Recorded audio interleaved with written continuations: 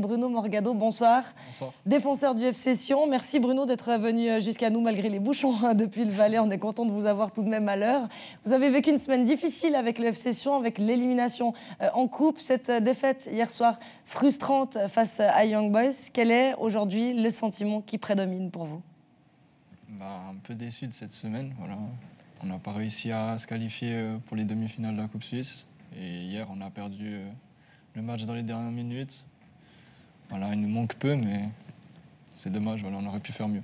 Bruno, vous avez affronté cette équipe de Lausanne en coupe avec Sion. Ce Lausanne qui est à la peine quand même. Est-ce que vous vous attendiez à mieux de leur part, eux qui ont été les ultra favoris sur le papier, mais sur le terrain, c'est plus compliqué? Je sais pas trop, donc je suis pas trop la challenging en ce moment, mais ouais, en coupe, on a joué contre eux. Ils vous ont bien bousculé, hein? Ouais, ils nous ont bien bousculé. On avait juste gagné 1-0. Ouais, c'est juste 1-0 ce match. Et après, on avait défendu énormément. Après, c'était un match de coupe, c'est différent que le championnat. Mais ouais, c'est une bonne équipe. Donc, ouais, si c'est une équipe qui doit jouer le haut du tableau pour jouer en Super League, c'est normal. Ulysse Garcia qui a donc inscrit ce qui restera le seul but du match. Bruno, on vous voit en action. C'est le seul tir cadré de Sion. On n'en a pas parlé de votre équipe. Et aussi cette chance où on se dit qu'avec un peu plus de prise de risque lors de vos rares incursions, il y avait peut-être moyen de ramener 1 voire 3 points. Oui, on a eu quelques phases en contre, mais on aurait pu mieux négocier. Après, c'est la dernière action là, sur l'image. Là, j'étais à bout de force, on ne pouvait plus. Parce qu'il faut savoir qu'il faut beaucoup d'énergie pour jouer contre Young Boys. C'est une grosse équipe. Et en plus, on avait une équipe avec des joueurs qui ont un peu moins joué ces temps-ci. Normal, on a joué 120 minutes en coupe. Certains ont dû rester au repos. Et on a fait du mieux qu'on a pu. On a fait un très bon match. À la fin, voilà, on n'est pas payé de nos efforts et on a perdu ce match. Vous en avez fait des kilomètres sur votre côté. Vous avez débuté plutôt au milieu, ensuite attaquant. Murat Yakin nous disait en coupe, certains joueurs ont couru 17 km. Vous, hier, par exemple, vous savez combien de kilomètres vous avez parcouru? Non, je n'ai pas encore reçu les statistiques de combien de kilomètres j'ai couru. Mais ouais, en coupe, il y en a certains qui ont couru 17 km. Ouais. Bon, vous êtes régulièrement parmi ceux qui oui. en font le plus. Défaite donc pour Sion à IB 1-0. Bruno, Nicolas l'a dit, vous avez évolué sur plusieurs postes hier. D'ailleurs, en préparant cette émission, on se demandait qu'est-ce qu'on devait vous donner comme poste. Défenseur, milieu, attaquant. Vous avez choisi, c'est vous qui nous l'avez dit, de mettre défenseur. C'est votre poste naturel. Oui, c'est mon poste de base. Voilà. Après, bien sûr que je peux jouer à d'autres positions, mais le poste principal, c'est défenseur. La capacité d'évoluer, de changer de poste dans le courant du match, c'est ce que vous demande aussi Murat Yakin. Comment est-ce que vous le vivez? Il me demande de changer de position en plein match et je le fais voilà, sans problème. Voilà. C'est pour le bien de l'équipe, donc je le fais sans problème. On a un confrère, Claude Gross, qui comparait le FC Sion de Murat Yakin au Paris Saint-Germain de Tuchel, qui disait que c'était quand même beaucoup demandé à une équipe de Super League de changer de système, de changer de poste en cours de jeu. Qu'en pensez-vous? Les joueurs doivent être habitués. Un entraîneur doit avoir un plan A, un plan A, un plan B, voire un plan C ou un plan D en fonction de comment tourne le match. Donc, une équipe qui peut s'adapter de par les joueurs ou de par le système à l'adversaire ou changer au cours de match, c'est très important. Alors, avec Yakin, on est dans l'extrême parce que les systèmes changent, les joueurs changent. Et c'est peut-être pas évident de changer de poste comme ça en permanence, mais voilà, c'est sa manière de travailler. C'est des fois surprenant, mais je pense que c'est une force de pouvoir vraiment s'adapter ou corriger en cours de match. Vous connaissez déjà les plans B, C, D et avant le match ou comment ça se passe? Non, on ne sait pas. On sait qui va jouer à quel poste avant le match, bien sûr. Mais après, pendant le match, ça, on ne peut pas savoir si on va changer de poste ou pas. Ça dépend aussi, voilà, comme vous avez dit, la physionomie du match, comment ça se passe et tout. Après, voilà, il fait les changements qu'il faut et il change les joueurs aux positions qu'il en a besoin. Et quand vous voyez, match après match, une coche pour moi, le nombre de joueurs dans le 11 de départ qui est changé, comment est-ce que c'est perçu, comment est-ce que c'est pris dans le vestiaire? C'est pris d'une bonne façon parce que d'un côté, ça permet de pouvoir avoir un groupe compétitif qui est prêt à tout moment à jouer. N'importe quel joueur est prêt à tout moment parce qu'il est prêt physiquement. Puis je pense aussi que c'est une force de pouvoir changer de joueur comme ça. Ça veut dire qu'il y en a un qui peut jouer, mais un autre, après, il peut rentrer et puis faire autant le même travail qu'un autre joueur. Donc c'est une bonne chose. Bon, en tout cas, pour vous, Bruno, c'est une bonne chose, puisqu'on vous retrouve en Super League depuis la mi-novembre, alors que vous étiez avec les M21 en Promotion League la saison passée. Depuis, Yakin vous fait confiance. Qu'est-ce qui, à votre sens, l'a convaincu? Je sais pas, la même chose qu'avait convaincu peut-être Zeidler à l'époque. Ben, voilà, j'ai quelqu'un qui a beaucoup d'envie, qui a envie de tout donner. Après, certains coachs n'ont pas voulu que je joue. Ben, ça, c'est des choix, c'est comme ça, c'est fait ainsi. Après, voilà, Mourad me fait confiance, donc voilà, pour l'instant, je suis très content et j'espère que ça va continuer comme ça. On a l'impression quand même, malgré ce très long camp en Turquie, plus long que la plupart des autres clubs, hein, et puis ce début d'année, ce gros turnover, que Sion a de la difficulté à trouver son identité. Est-ce que vous êtes d'accord avec ça?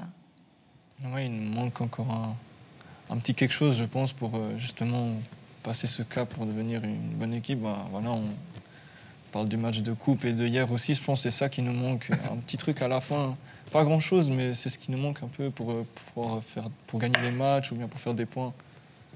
Ouais, il nous manque encore un petit truc. Ouais. Ce petit truc, Claude Gross, ça pourrait être quoi qui manque au FC Sion aujourd'hui? Alors, bonne question. Peut-être un peu de stabilité, je ne sais pas.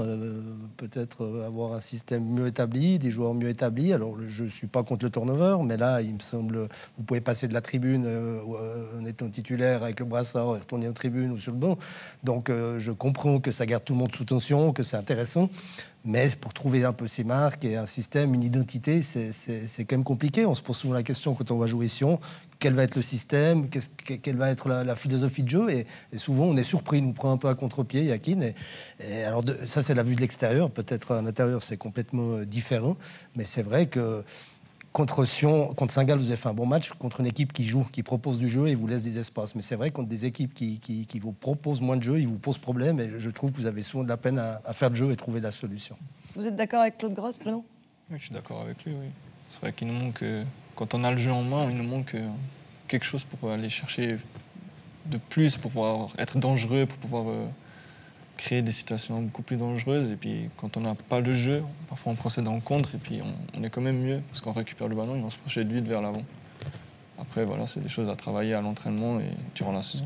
En tout cas, de votre côté, on a l'impression, on vous voit omniprésent sur les matchs de Sion, sur tous les postes, on l'a dit, mais très impliqué, très intense. Vous avez l'impression dans cette équipe d'avoir pris de nouvelles responsabilités sur le terrain?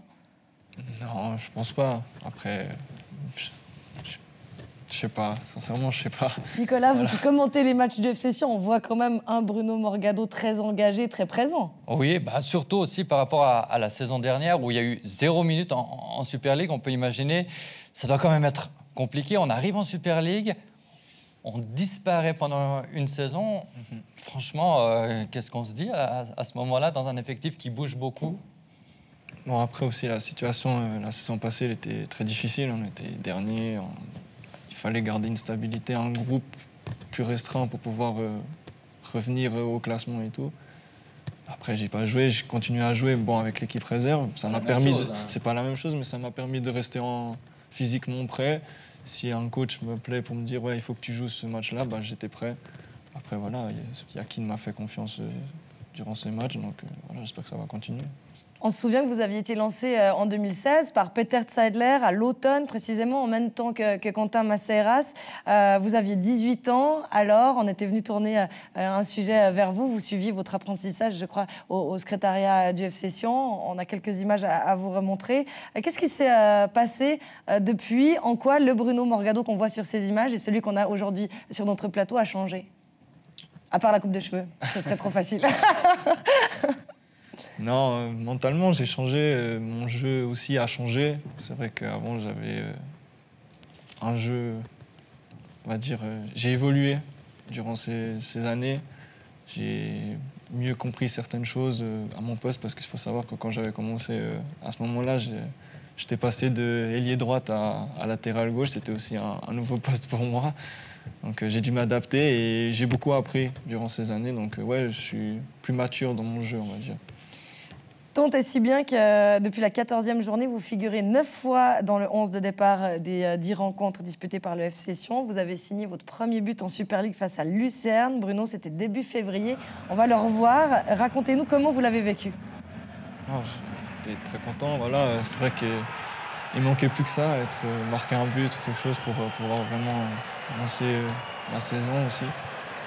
Donc voilà, ça a été fait avec ce but et après ça a continué. Puis j'ai remarqué aussi contre Bâle.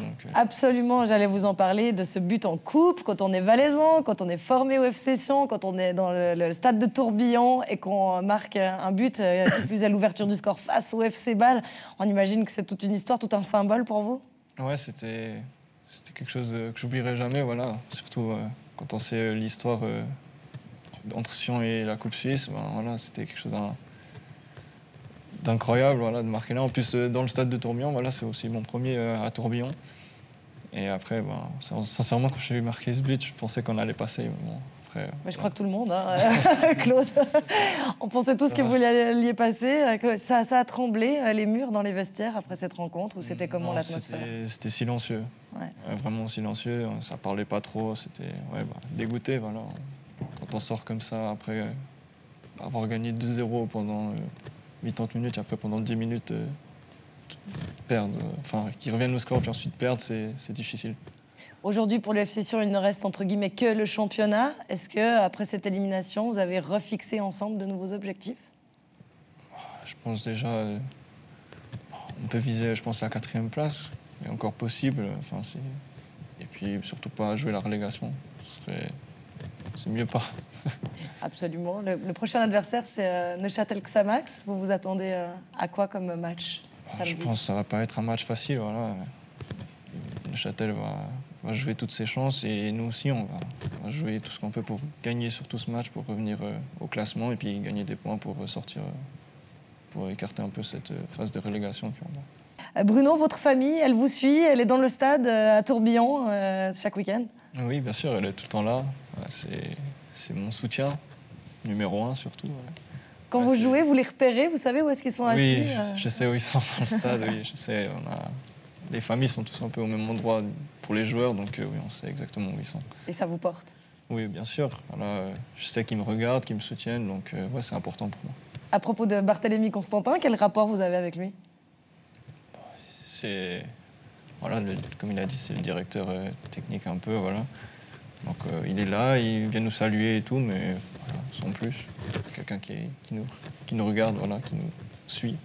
Ouais, situation compliquée pour Neuchâtel-Xamax. Bruno Morgado, on se souvient que le FC Sion, la saison dernière, avait traversé aussi des moments difficiles comme ça. Vous qui étiez proche tout de même de l'équipe, qu'est-ce qui peut donner le tour, finalement, remotiver les troupes pour aller de l'avant? Quand on est dans une situation comme ça, il n'y a que le travail, voilà. Vraiment travailler très dur pour revenir et pas se prendre la tête non plus, pas trop penser à ce qui va se passer et tout, parce que si on pense trop, c'est sûr que là, ça va mal finir, mais aller de l'avant et donner à chaque fois le meilleur de soi et puis après faire les points, bien sûr. Se mettre en mode guerrier, mais pas trop réfléchir. Ouais, voilà, pas penser à ce qui peut se passer, mais aller vers l'avant et tout donner à chaque match. Voilà. Et c'est la bonne opération pour ce FC Lugano qui revient à égalité de points, Bruno, avec Sion, hein, je crois 26 points. Est-ce qu'après 23 journées, quand on est joueur, on regarde les résultats des autres rencontres ou pas encore? Bien sûr qu'on regarde, on sait que c'est serré, donc bien sûr qu'on regarde ce que font les autres pour pouvoir aussi savoir où on est classé et voilà. Et de voir Lugano revenir aujourd'hui, ça vous inquiète? Non, je pense qu'on se concentre plus sur nous que sur les autres quand même si on voit que Lugano a gagné et qu'il revient à la même hauteur que nous, on se concentre sur nous, c'est le plus important. On dit tout le temps qu'on lutte contre la relégation au FC Thun, mais là, clairement, depuis le début de l'exercice, on voit une autre dimension. Oui, c'est vrai qu'ils ont une bonne équipe, un bon groupe, ils travaillent bien ensemble. Et après, le trio devant, là, les 3 joueurs devant, ils sont très bons quand même. Ils donnent du fil à retordre. Hein. Ouais. Au sujet de Bâle, vous avez vu, vous qui les avez affrontés 2 fois de suite en 2019, justement aussi ce renouveau, cette renaissance? Ouais, c'est une bonne équipe, Bâle, ça reste une très bonne équipe. Ils ont des très bons joueurs, voilà, des joueurs avec beaucoup d'expérience aussi. Et puis, après, voilà, contre nous, ça a été un peu différent. On a à chaque fois su tenir un peu le FC Bâle, mais à la fin, on a à chaque fois craqué. Donc, mais ça reste une très très bonne équipe. Programme alléchant, Bruno Morgado, vous la suivez, on imagine, la Champions League. Oui. Le club que vous soutenez particulièrement? Et il a déjà été éliminé. Il a déjà été éliminé, c'était qui? C'était le Benfica, voilà. Ah bah oui, pour vos origines portugaises, voilà. Évidemment. Est-ce que dans cette campagne de Champions League, il y a un joueur qui vous inspire particulièrement cette saison? Non, il n'y a pas de joueur qui m'inspire plus que tant. Après, voilà, on suit tous ces phénomènes voilà, qui sont Ronaldo, Messi, tous ces autres joueurs. Voilà. On les suit, mais j'ai pas de favoris.